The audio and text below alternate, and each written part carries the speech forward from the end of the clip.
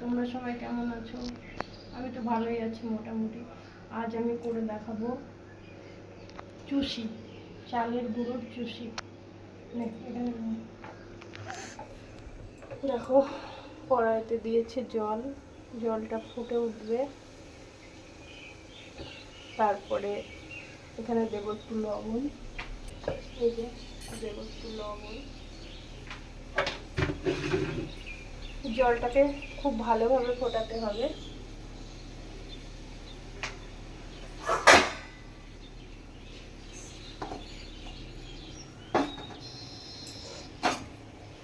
জলের মধ্যে দিয়ে দেব চালের গুঁড়ো।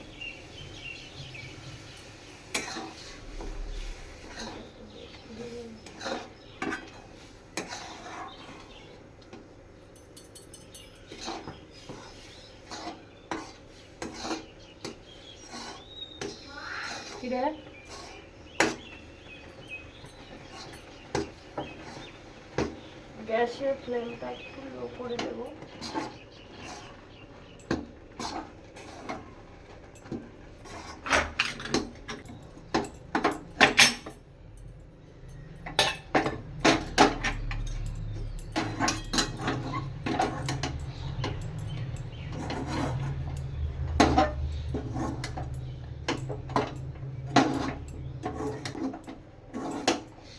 এটাকে বলা হয় খামির।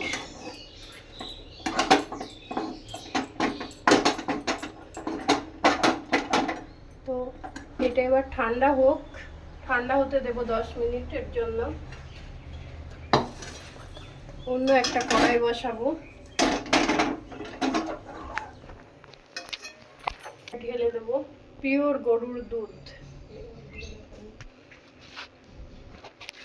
ওই দেখো, দেখা যাচ্ছে ওই গরুর দুধ। এটা একদম পিওর গরুর দুধ। এখানে 1 লিটার দুধ আছে, দুধটা ঢেলে দেবো।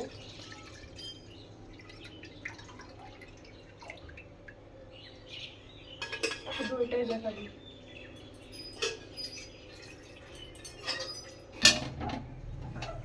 এবার দুধটা আস্তে আস্তে জাল হবে। দুধের ভিতরে দেবো একটা তেজপাতা,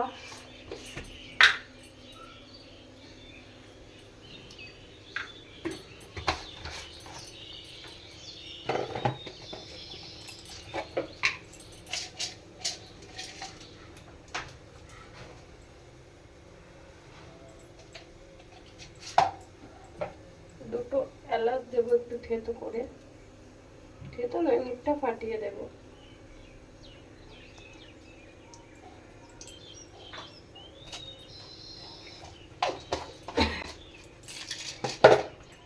চলো দুধটা আস্তে আস্তে জাল হোক। এবার ময়দাটা ঠান্ডা করে চুষিগুলো বানিয়ে নেব। হয়ে গেছে, এবার সুন্দর করে মেখে নেব।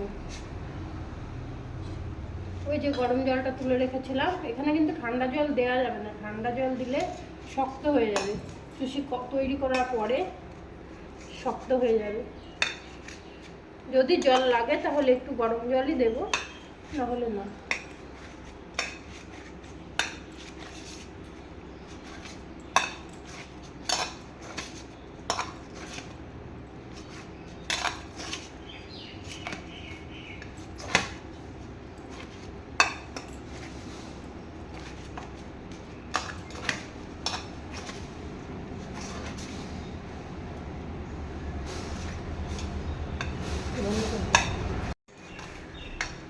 খুব সুন্দর করে হাত দিয়ে ডলে ডলে মেখে নিতে হবে, নাহলে কিন্তু ভালো করে যদি না মাখা হয় তাহলে কিন্তু চুষি নরম হবে না, শক্ত হয়ে যাবে।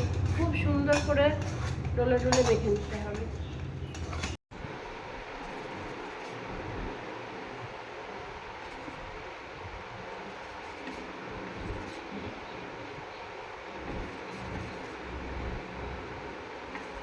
দেখো কি দারুণ বানানো হচ্ছে চুষিগুলো।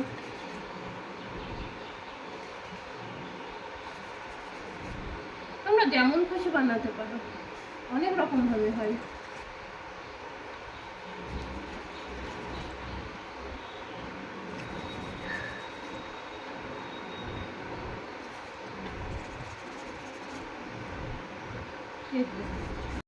দেখো চষিগুলো কি সুন্দর বানানো হয়ে গেছে, দেখতে দারুণ লাগছে।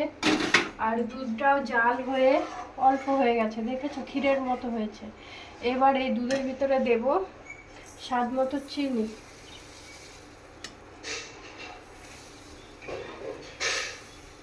স্বাদ মতো। ও আর ভুল হয়ে গেছে, ওখানে দিতে হবে অল্প একটু লবণ। দুধে লবণ না দিলে দুধের স্বাদটা বাড়ে না।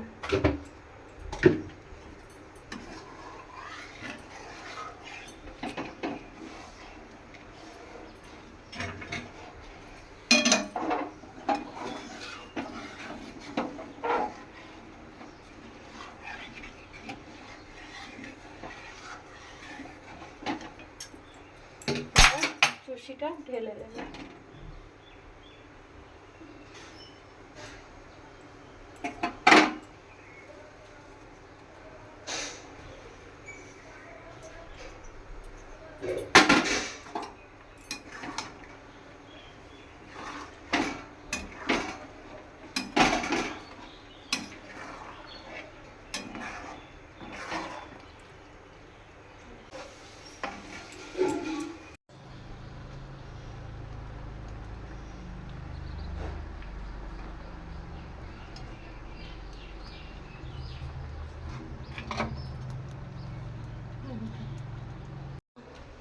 তৈরি হয়ে গেছে চুষি, এবার নামিয়ে নেব। কত সুন্দর লাগছে দেখো বন্ধুরা, দেখো ঠাকুমার চুষি বানানো হয়ে গেছে। বন্ধুরা, খেয়ে দেখি আমি কেমন হয়েছে। দারুণ।